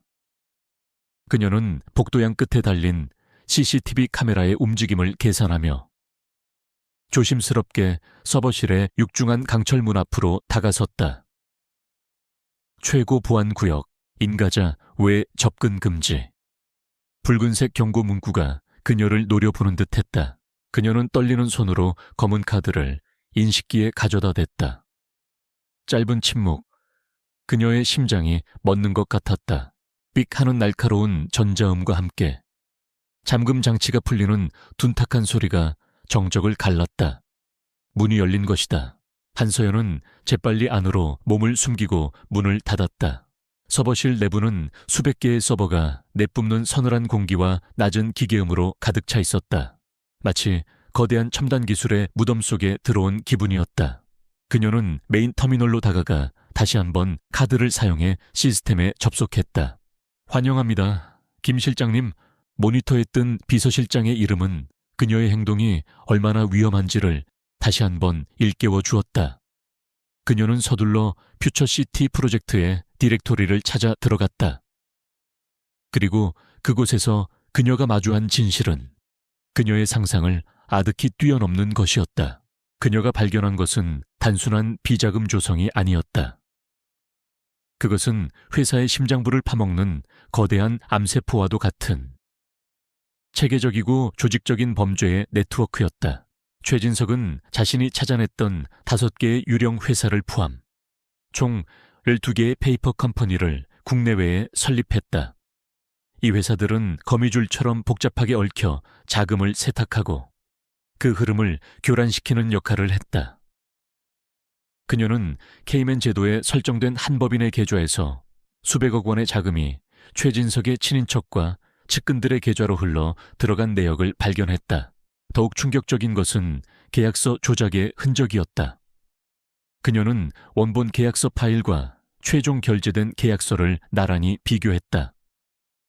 지급 조건은 교묘하게 선지급으로 바뀌어 있었고 하청업체의 책임과 관련된 조항들은 독소 조항이 삭제된 차에 두루뭉술하게 수정되어 있었다. 이 모든 수정본에는 최진석을 비롯한 몇몇 핵심 임원들의 디지털 서명이 선명하게 남아 있었다. 이것은 단순한 횡령을 넘어선 명백한 배임 행위였다. 하지만 모든 범죄의 핵심은 따로 있었다. 퓨처시티 프로젝트의 핵심 부지 선정 과정이었다. 태아그룹은 프로젝트를 위해 경기도 외곽의 광활한 토지를 매입할 예정이었다. 그런데 그녀가 발견한 비밀 이사회 회의록에 따르면 매입 예정 부지 중 상당 부분이 불과 1년 전 최진석이 설립한 페이퍼 컴퍼니 중 하나에 헐값으로 넘어간 상태였다. 최진석의 계획은 명확했다. 그는 내부 정보를 이용해 헐값에 사들인 쓸모없는 땅을 자신이 총괄하는 프로젝트를 통해 회사에 수천억 원의 가격으로 되팔아 막대한 차익을 챙기려 하고 있었다. 그가 빼돌리려 한 돈은 그녀가 예상했던 수백억 원 수준이 아니었다. 프로젝트 전체를 통틀어 그 규모는 조 단위를 넘어설 수도 있었다. 한서연은 온몸에 소름이 돋는 것을 느꼈다. 이것은 태아그룹의 근간을 뒤흔들 수 있는 거대한 스캔들이었다. 그녀는 떨리는 손으로 암호화된 USB 드라이브에 모든 증거 파일들을 미친 듯이 복사하기 시작했다. 서버 접속 기록을 포함한 모든 흔적을 삭제하는 것도 잊지 않았다. 한편 부회장실에 최진석은 날이 갈수록 초조해지고 있었다. 한서연을 올가매려던 계획이 실패로 돌아간 이후 이상한 침묵이 계속되고 있었다. 이것은 폭풍전야의 고요함처럼 느껴졌다. 그는 자신의 충복인 박상무를 호출했다. 그 계집애, 요즘 뭐하고 지내지? 특별한 움직임은 없습니다. 평소처럼 조용히 근무하고 있습니다. 조용하다고 최진석은 신경질적으로 책상을 내리쳤다. 뱀은 소리 없이 다가와서 발목을 무는 법이야 감시를 더 붙여 회사 내에서는 물론이고 회사 밖에서의 모든 동향을 낱낱이 보고해 그의 불안은 광기로 변해가고 있었다. 그는 자신의 계획에 조금이라도 방해가 될 만한 요소들을 미리 제거하기 시작했다. 얼마 전 퓨처시티 프로젝트의 비효율적인 예산 집행에 대해 공개적으로 의문을 제기했던 재무팀의 한 차장이 아무런 관련도 없는 지방의 한계 지점으로 좌천되는 일이 벌어졌다. 인사 발령의 공식적인 이유는 업무 태만이었지만 모두가 그것이 보복성 인사라는 것을 알고 있었다. 그 사건을 계기로 회사 내에는 공포의 분위기가 조성되었다. 직원들은 더 이상 퓨처시티 프로젝트에 대해 입을 열지 않았고 복도에서 최진석의 그림자만 보여도 겁을 먹고 자리를 피했다. 그는 공포를 이용해 자신의 왕국을 더욱 공고히 하려 했다. 한서연은 마침내 모든 증거 수집을 마치고 서버실을 빠져나왔다. 그녀가 다시 32층의 자기 자리에 돌아왔을 때 동쪽 하늘이 희미하게 밝아오고 있었다. 밤을 사운 그녀의 몸은 청은망은 무거웠지만 정신은 칼날처럼 날카로웠다. 그녀는 손에 쥔 작은 USB 드라이브를 내려다보았다. 이 작은 저장 장치 안에 태아그룹의 2인자를 끌어내릴 수 있는 거대한 폭탄이 담겨 있었다. 하지만 그녀는 동시에 깨달았다. 이제 자신은 더 이상 돌아갈 수 없는 강을 건넜다는 것을. 최진석은 궁지에 몰린 쥐였다.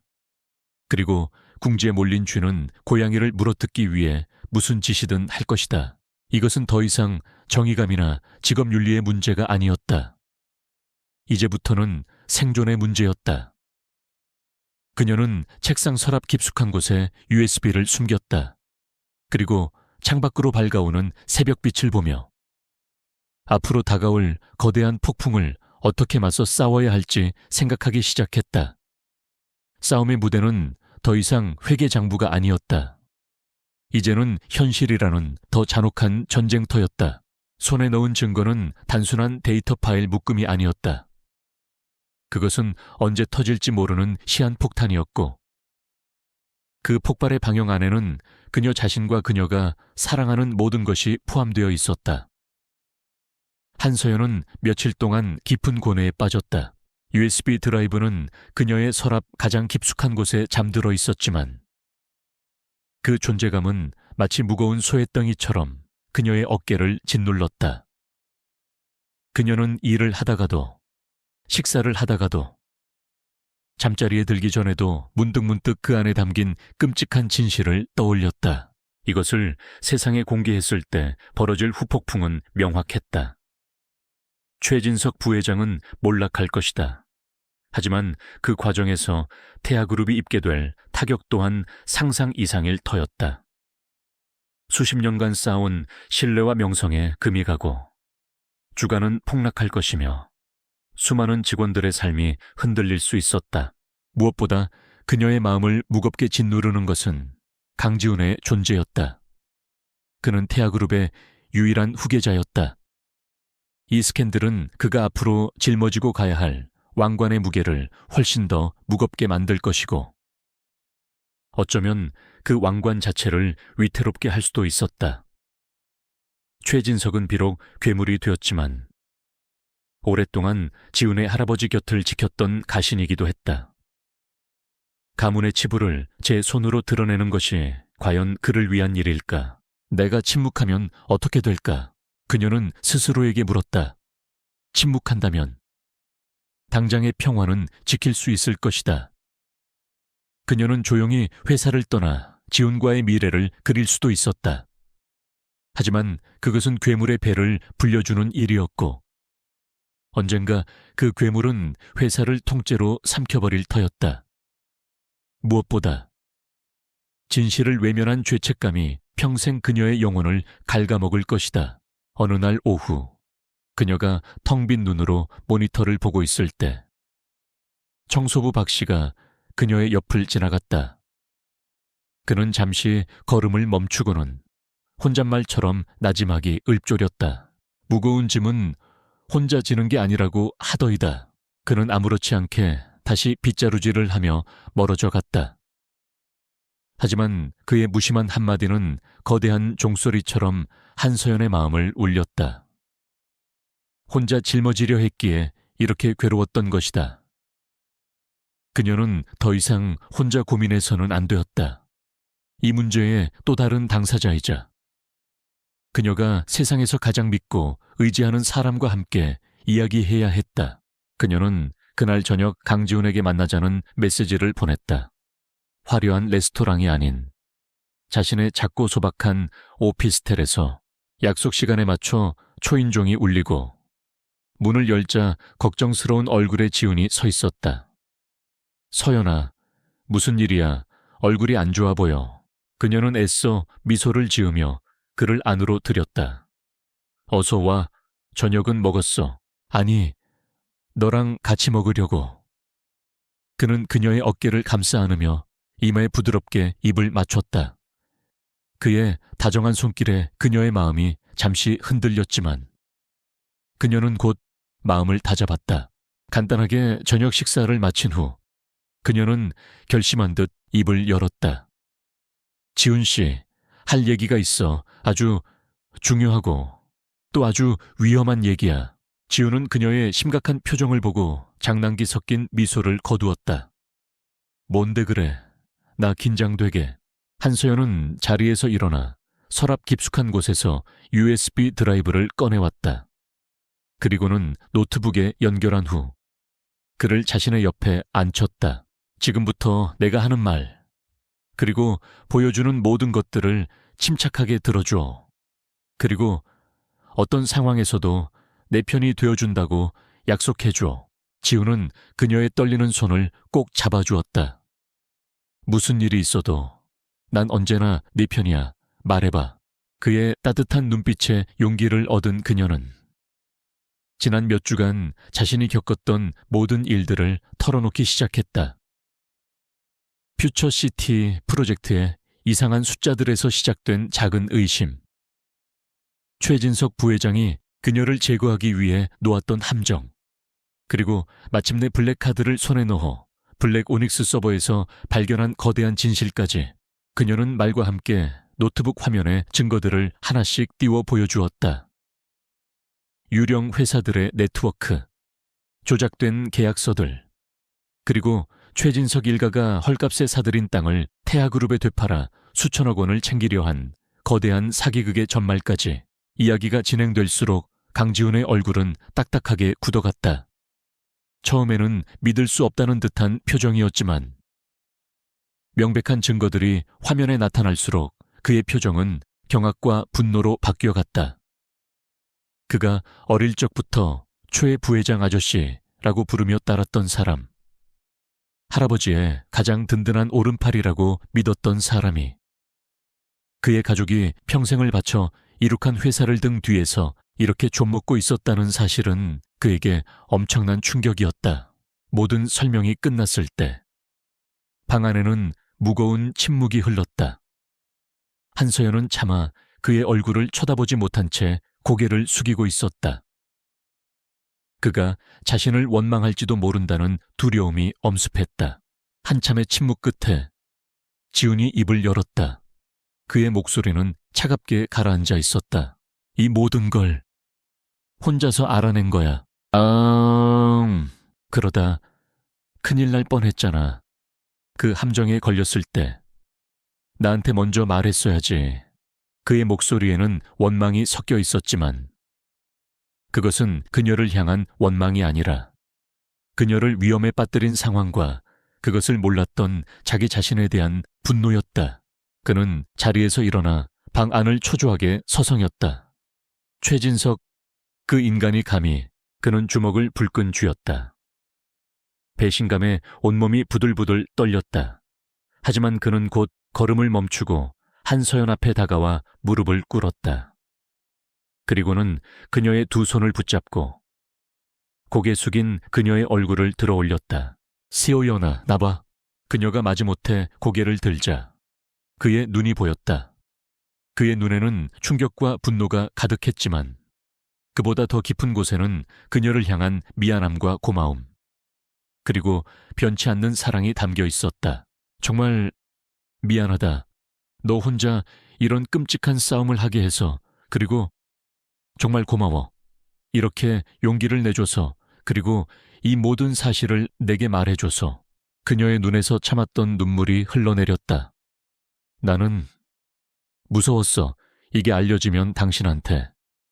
그리고 회사에 얼마나 큰 상처가 될지. 지우는 그녀를 부드럽게 끌어안았다. 아니야, 넌 옳은 일을 한 거야. 썩은 부인은 빨리 도려내야 새살이 돋는 법이야. 이건 더 이상 너 혼자만의 싸움이 아니야. 이제부터는 우리 둘의 싸움이야. 그의 말은 단순한 위로가 아니었다. 그것은 함께 전장에 뛰어들겠다는 굳건한 선언이었다. 그는 더 이상 사랑에 빠진 순진한 후계자가 아니었다. 그는 자신의 제국을 지키기 위해 기꺼이 칼을 들 준비가 된 군주의 얼굴을 하고 있었다. 그들은 그날 밤 늦게까지 머리를 맞대고 앞으로의 계획을 논의했다. 한서연의 치밀한 분석력과 지훈의 회사 내부 사정에 대한 깊은 이해가 결합되자 희미했던 길이 조금씩 보이기 시작했다. 이 증거를 언제, 어디서, 어떻게 터뜨려야 가장 효과적일지, 그리고 최진석의 방역에 어떻게 대비해야 할지 전략을 짜기 시작했다. 방 안의 공기는 여전히 무거웠지만 더 이상 절망적이지 않았다. 혼자일 때는 칠흑 같던 어둠 속에서 이제는 서로의 존재가 한 줄기 빛이 되어주고 있었다. 그들의 사랑은 달콤한 시간을 넘어 이제는 함께 역경을 헤쳐나가는 굳건한 동맹으로 거듭나고 있었다. 책상 위에 놓인 작은 USB 드라이브는 여전히 위험한 폭탄이었지만 이제 그들은 그 폭탄의 심지에 함께 불을 붙일 준비가 되어 있었다. 박 SE로서의 마지막 날, 강민준 회장은 평소와 다름없이 묵묵히 복도를 청소했다. 하지만 그의 눈빛은 더 이상 단순한 관찰자의 것이 아니었다. 그것은 곧 시작될 거대한 전쟁을 앞둔 장수의 눈빛이었다. 그는 마지막으로 32층 복도를 돌며 자신의 자리에 꿋꿋이 앉아있는 한서연의 뒷모습을 보았다. 그리고 강지훈이 그녀의 책상으로 다가와 격려하듯 어깨를 두드려주는 모습을 보았다. 두 젊은이는 이제 단순한 연인이 아니라 공동의 적에 맞서는 동지였다. 그것으로 충분했다. 그의 시험은 끝났다. 그날 저녁, 강민주는 태아그룹 빌딩의 후문으로 조용히 빠져나왔다. 허름한 작업복을 입은 그의 모습은 퇴근하는 수많은 빌딩 관리인 중 하나일 뿐이었다. 그가 모퉁이를 돌자 약속이나 한 듯 검은색 세단 한 대가 소리 없이 다가와 멈춰 섰다. 뒷문이 열리고 그의 충직한 비서 김 실장이 내렸다. 회장님, 고생 많으셨습니다. 김 실장은 깊이 허리를 숙였다. 그의 눈에는 안타까움과 존경심이 뒤섞여 있었다. 강민주는 아무 말 없이 채에 올라탔다. 차가 부드럽게 출발하고 그는 창밖으로 멀어지는 태아그룹 빌딩을 바라보았다. 지난 몇 주간 그의 일터였던 저 거대한 성을 이제는 그가 직접 피로 씻어내야 했다. 김비서, 즉시 법무팀장과 감사실장을 내 별장으로 호출하게. 보안팀 알파팀도 전원 대기시키고 내일 있을 주주총회는 피바다가 될 테니. 그의 목소리는 얼음처럼 차가웠지만 그 안에는 활화산 같은 분노가 들끓고 있었다. 청소부 박 씨는 사라졌다. 이제 태아그룹의 절대군주 강민준 회장이 돌아온 것이다. 서울 외곽에 위치한 그의 비밀 별장에서 태아그룹의 가장 핵심적인 충신들이 모였다. 그들은 건강 악화로 요양 중이라던 회장이 너무나도 건강하고 냉철한 모습으로 나타나자 경악을 금치 못했다. 그리고 강민준이 지난 몇 주간의 이야기와 함께 최진석 부회장의 비리 증거 개요를 설명했을 때 그들의 경악은 곧 분노로 바뀌었다. 내일 주주총회가 열리는 컨벤션홀의 모든 출입구를 통제하고 외부와의 통신을 일시적으로 차단할 수 있도록 준비해 법무팀은 최진석과 그 일당을 배임 및 횡령 혐의로 고소할 모든 서류를 준비하고 감사실은 주주총회가 끝나는 즉시 관련된 모든 부서의 자산을 동결하고 증거물을 확보한다. 그의 명령은 빠르고 정확했다. 오랫동안 잠들어 있던 사자가 마침내 포효하기 시작한 것이다.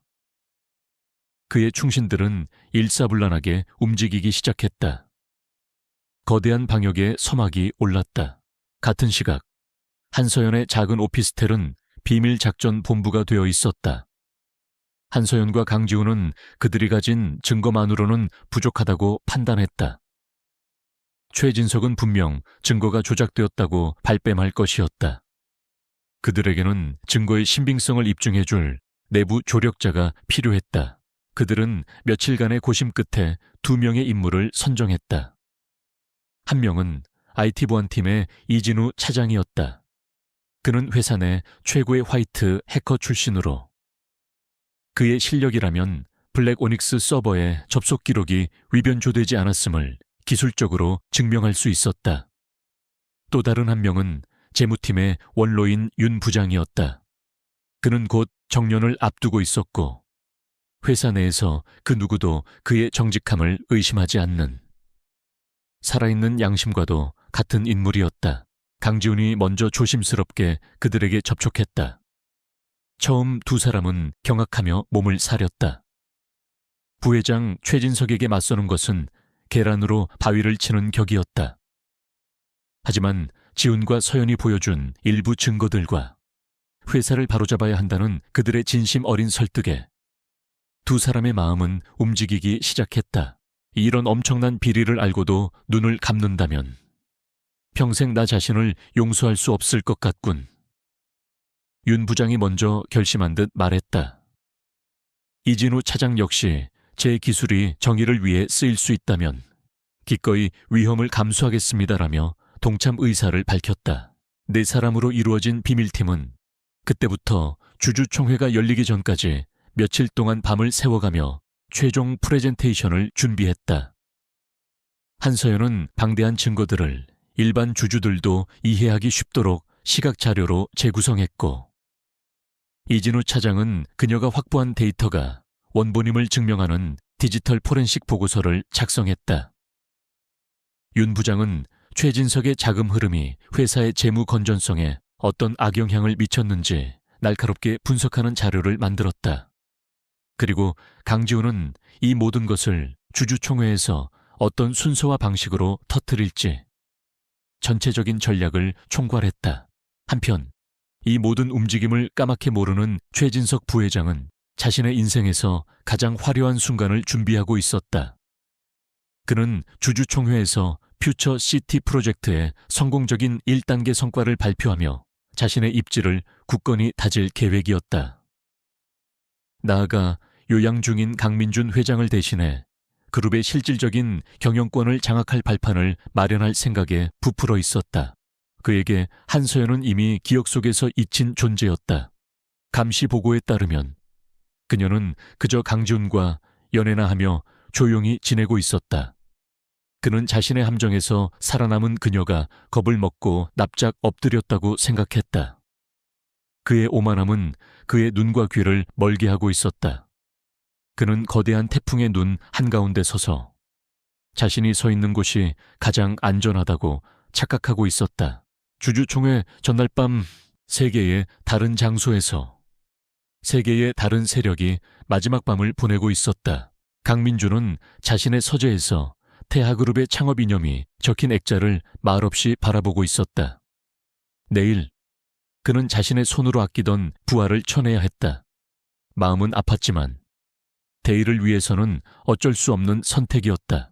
한서연과 강지훈 그리고 그들의 동지들은 마지막으로 리허설을 마치고 서로의 손을 맞잡았다. 그들의 얼굴에는 긴장감과 함께 비장한 결의가 서려 있었다. 내일은 그들의 모든 것을 건 심판의 날이었다. 그리고 최진석은 최고급 호텔 스위트룸에서 축배를 들고 있었다. 그는 내일 주주총회가 끝나면 자신이 태아그룹의 실질적인 왕이 될 것이라고 확신했다. 그는 자신의 발밑에 거대한 함정이 파헤쳐지고 있다는 사실을 꿈에도 모른 채 달콤한 성공의 꿈에 취해 있었다. 서울의 밤하늘 아래 태아그룹 본사 빌딩은 그날따라 유난히 고요해 보였다. 하지만 그 고요함 속에서 내일 아침 모든 것을 뒤바꿔 놓을 거대한 폭풍이 조용히 그리고 무섭게 응축되고 있었다. 태아그룹의 정기 주주총회가 열리는 날 컨벤션 홀은 이른 아침부터 수백 명의 주주와 기자들로 북적였다. 공기 중에는 미세한 긴장감과 기대감이 뒤섞여 있었다. 단상 중앙에는 의장 명패와 함께 최진석 부회장의 자리가 마련되어 있었다. 강민준 회장이 요양 중인 관계로 오늘 이 자리에 실질적인 주인공은 그였다. 최진석은 의기양양했다. 그는 최고급 맞춤 정장을 입고 자신감 넘치는 미소로 주주들에게 인사를 건넸다. 그의 눈에는 태아그룹 전체가 자신의 발 아래에 놓인 것처럼 보였다. 주주총회는 순조롭게 진행되었다. 재무보고와 사업 실적 발표가 이어졌고 마침내 모두가 기다리던 퓨처시티 프로젝트에 대한 발표 순서가 되었다. 최진석은 직접 연단에 올랐다. 존경하는 주주 여러분, 그리고 내외 귀빈 여러분, 지금부터 태아그룹의 미래, 우리의 심장이 될 퓨처시티 프로젝트의 위대한 성과를 여러분께 보고 드리겠습니다. 그의 카리스마 넘치는 연설과 함께 대형 스크린에는 화려한 그래픽과 장밋빛 전망으로 가득 찬 영상이 펼쳐졌다. 그는 교묘하게 조작된 데이터를 바탕으로 프로젝트가 얼마나 성공적으로 진행되고 있는지, 그리고 앞으로 얼마나 막대한 이익을 가져다 줄 것인지를 열정적으로 설명했다. 주주들은 감탄했고 곳곳에서 박수가 터져 나왔다. 최진석은 그 박수갈채를 즐기며 자신의 성공을 만끽했다. 발표가 끝나고 그가 만족스러운 미소로 연단을 내려오려는 순간이었다. 이장님, 잠시 드릴 말씀이 있습니다. 장내 소음 속에서 낮지만 단호한 목소리가 울려 퍼졌다. 모든 사람의 시선이 목소리가 들려온 곳으로 쏠렸다. 그곳에는 강지훈 본부장이, 그의 곁에는 한서연 과장이 나란히 서 있었다. 최진석의 미간이 살짝 찌푸려졌다. 강 본부장, 지금은 예정에 없는 발언을 할 시간이 아닐 텐데요. 중요한 안건들이 많이 남아 있습니다. 그는 지훈을 아직 철없는 후계자 취급하며 점잖게 묵살하려 했다. 하지만 지훈은 물러서지 않았다. 방금 발표하신 퓨처시티 프로젝트와 관련하여 모든 주주님들께서 반드시 아셔야 할 중대한 사안입니다. 장내가 술렁이기 시작했다. 그룹의 후계자가, 그룹의 2인자가 발표한 내용에 정면으로 이의를 제기하는 초유의 사태였다. 최진석의 얼굴에서 미소가 사라졌다. 강 본부장, 지금 무례하게 굴지 말고 자리에 앉으시죠. 할 말이 있다면 총회가 끝나고 따로 듣겠습니다. 아니요, 지금 이 자리에서 말씀드려야겠습니다. 지우는 단호하게 말한 뒤 옆에 선 한서연에게 손짓했다. 이 사안에 대해 가장 정확하게 설명해 줄 재무분석팀의 한서연 과장입니다. 최진석과 그의 측근 임원들의 얼굴에 노골적인 비웃음이 떠올랐다. 뭐라고 고작 과장 하나가 이 신성한 주주총회에서 뭘 하겠다는 건가? 경비팀 저 사람들을 당장 회의장 밖으로 끌어내 최진석의 명령에 건장한 경비요원들이 그들에게 다가가기 시작했다. 하지만 지훈이 앞을 가로막으며 소리쳤다. 누구도 손대지 마시오. 이 발언은 태아그룹의 대주주이자 후계자로서 내가 공식적으로 요청하는 것입니다. 그의 서슬퍼런 기세와 후계자라는 무게감에 경비들이 순간 머뭇거렸다. 그 사이 일부 이사들과 주주들 사이에서 어디 한번 드러나 봅시다 라는 목소리가 나오기 시작했다. 최진석은 마지못해. 그러나 여전히 오만한 태도로 말했다. 좋습니다.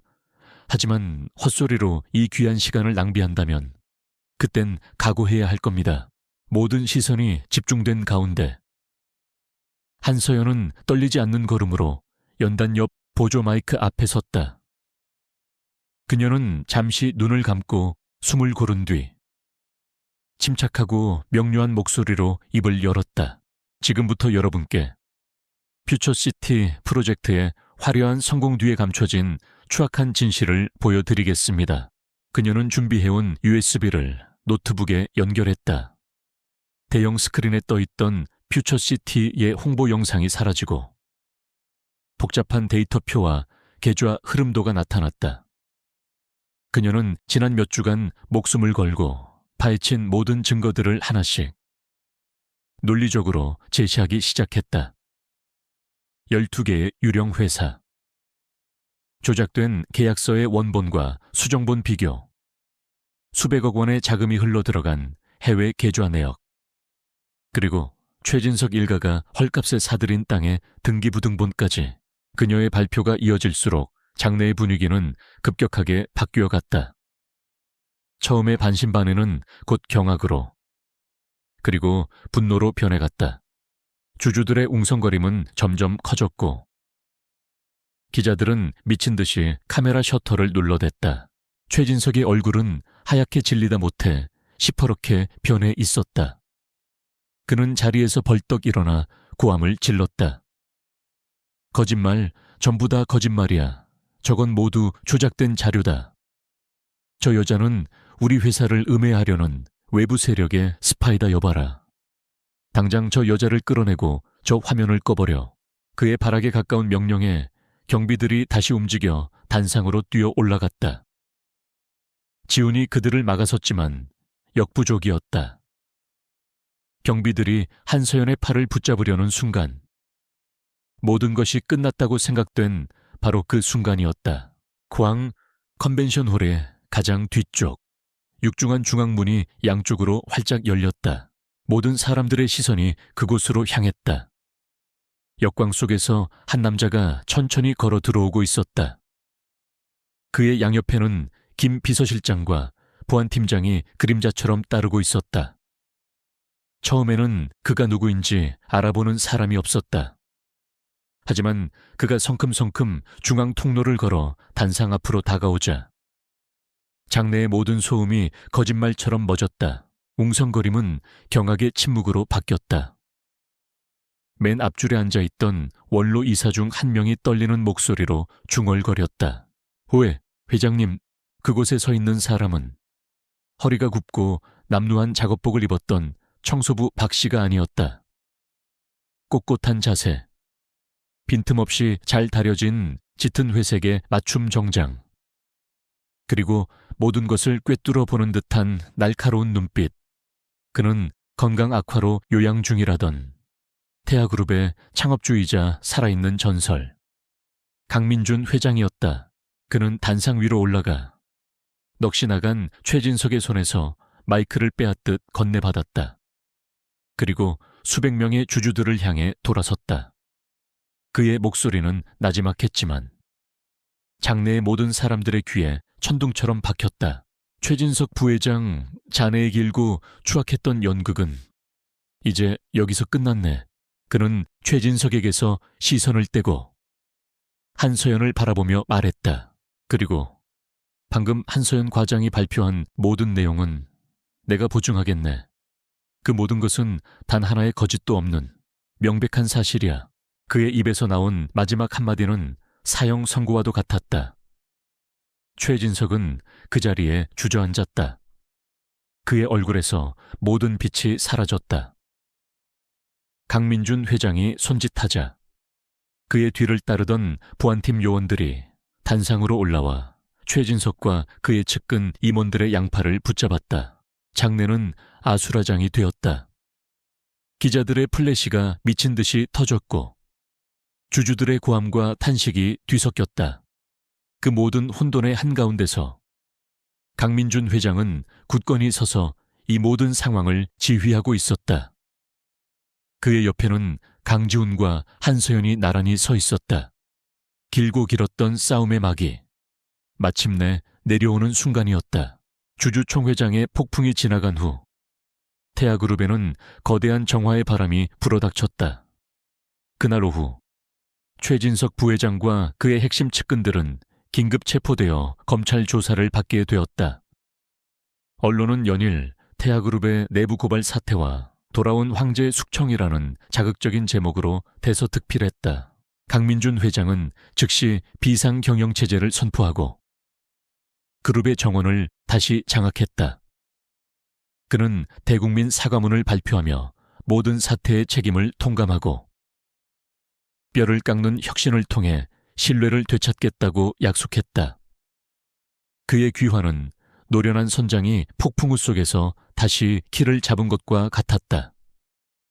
혼란에 빠졌던 그룹은 그의 강력한 리더십 아래 빠르게 안정을 되찾아갔다. 감사실과 법무팀으로 구성된 특별 태스크포스가 꾸려졌고 최진석의 비리와 관련된 모든 사업이 원점에서 재검토되었다. 썩은 뿌리는 가차없이 잘려나갔고 부패에 연루된 임직원들은 모두 법의 심판대에 올랐다. 태아그룹은 혹독한 대가를 치렀지만 그 과정에서 오랫동안 쌓여왔던 고름을 짜내고 새로운 살이 돋아날 기회를 얻었다. 몇 주 후 모든 것이 어느 정도 정리되었을 때 강민준 회장은 한서연과 강지훈을 자신의 집무실로 불렀다. 그가 처음 의심의 눈초리로 그녀의 서류를 내려다보던 바로 그 자리였다. 한서연은 긴장된 마음으로 집무실에 들어섰다. 그녀의 옆에는 지훈이 든든하게 손을 잡아주고 있었다. 강민준은 창가에 서서 서울의 정영을 내려다보고 있다가 두 사람이 들어오자 천천히 돌아섰다. 그의 얼굴에는 더 이상 청소부 박 씨의 고단함도 주주총회장에서의 냉엄함도 없었다. 그저 한 사람의 어른으로서 그리고 한 가족의 할아버지로서 깊은 상념에 잠긴 표정이었다. 그는 두 사람을 소파에 앉게 한 후 맞은편에 앉았다. 그는 한참 동안 아무 말 없이 한서연을 바라보았다. 그의 시선은 더 이상 그녀를 평가하거나 시험하는 날카로운 눈빛이 아니었다. 그 안에는 복잡한 감정, 즉 미안함과 고마움, 그리고 깊은 존경심이 담겨 있었다. 내가 틀렸었다. 그가 마침내 무겁게 입을 열었다. 나는 평생을 의심 속에서 살아왔다. 사람의 선의보다는 욕망을 먼저 받고 진심보다는 계산을 먼저 읽으려 했지.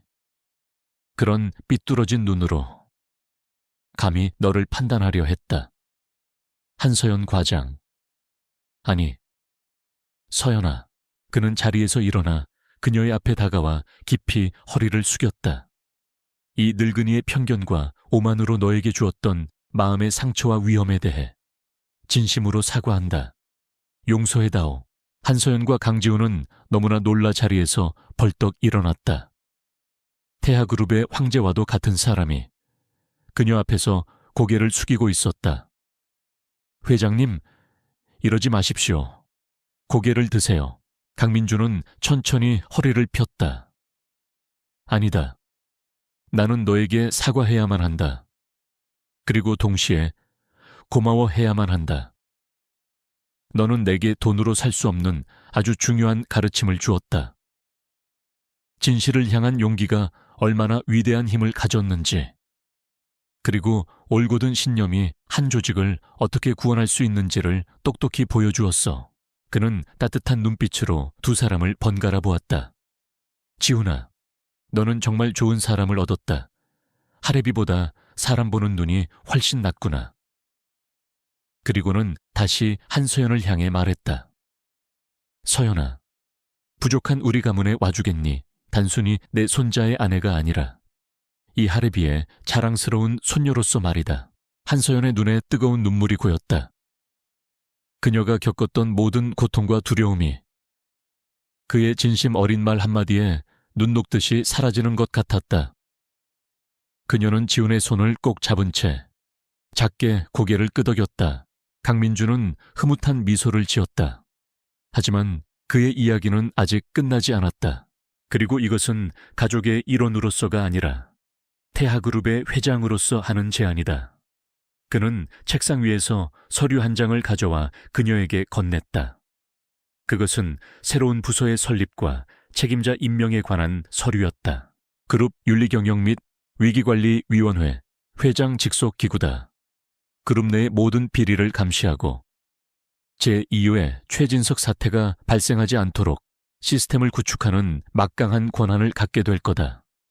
위원회 위원장 자리를 한서연, 내게 맡기고 싶다. 그것은 파격적인 제안이었다. 과장급 직원에서 그룹의 핵심적인 자리를 책임지는 최고위 임원으로의 수직 상승이었다. 회장님, 저는 아직... 그녀가 당황해서 말을 잇지 못하자 강민준이 말을 이었다. 나는 너의 능력을 믿는다. 너의 분석력, 너의 집요함, 그리고 무엇보다 너의 정직함을 믿는다. 태아그룹의 미래를 위해서는 너와 같은 사람이 필요하다. 이것은 내 부탁이자 명령이다. 며칠 후 한서연은 윤리경영위원회 위원장으로 공식 임명되었다. 그녀의 임명은 회사 내부에 신선한 충격과 희망을 주었다. 학벌이나 배경이 아닌 오직 실력과 정직함으로 최고의 자리에 오를 수 있다는 살아있는 증거가 되었기 때문이다. 시간이 흘러 태아그룹은 상처를 회복하고 이전보다 더욱 건강하고 투명한 기업으로 거듭났다. 한서연은 자신의 자리에서 누구보다 냉철하고 공정하게 맡은 바 임무를 수행했다. 그녀의 존재만으로도 회사 내의 부정한 관행들이 눈에 띄게 줄어들었다. 어느 맑은 날 오후, 위원장실 창가에 서서 바쁘게 돌아가는 도시를 내려다보던 한서연에게 강지훈이 다가와 그녀를 뒤에서 부드럽게 안았다. 우리 위원장님, 너무 일만 하는 거 아니야. 본부장님이야말로 할아버지께서 편찮으시다는 핑계로 자리를 비우신 덕분에 우리 모두가 고생이네요. 그녀가 웃으며 대답했다. 강민준 회장은 얼마 전 경영 일선에서 완전히 물러나 명예회장이 되었다. 그는 이제 정말로 편안한 마음으로 요양을 즐기고 있었다. 그의 빈자리는 전문 경영인 체제와 함께 실질적으로 그룹의 미래를 책임지게 된 강지훈이 채우고 있었다. 할아버지는 우리가 잘 해낼 거라고 믿으시니까. 지훈이 그녀의 귓가에 속삭였다. 특히 당신을 믿으시지. 태아그룹의 진짜 수호신이라고 부르시던데. 두 사람은 함께 창밖을 바라보았다. 한때 그들을 시험하고 위협했던 거대한 빌딩 숲이 이제는 그들이 함께 지키고 갖고 나가야 할 미래의 터전으로 보였다.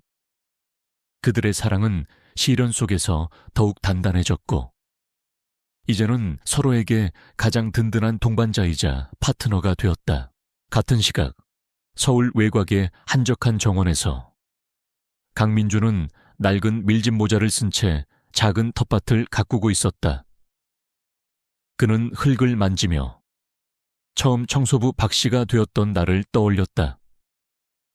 오만과 편견으로 시작했던 그의 마지막 시험은 그에게 가장 큰 지혜와 가장 소중한 가족을 선물해 주었다. 그는 하늘을 올려다보았다. 맑고 푸른 하늘 아래 그가 평생을 바쳐 이룩한 제국은 이제 새로운 세대의 손에서 더욱 굳건하게 빛나고 있었다. 그의 입가에 더없이 평온하고 만족스러운 미소가 번졌다. 모든 것이 제자리를 찾은 것이다.